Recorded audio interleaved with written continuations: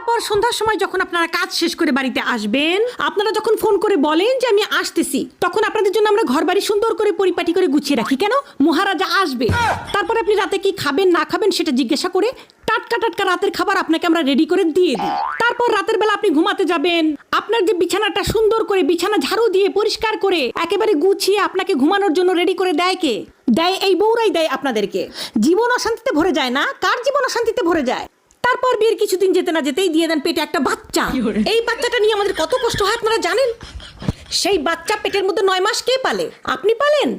আপনারা তো খুব ফুর্তিতে বাচ্চাটা দিয়ে দিয়েছেন, কিন্তু সেই বাচ্চা আমরা পেটের মধ্যে 9 মাস পালি।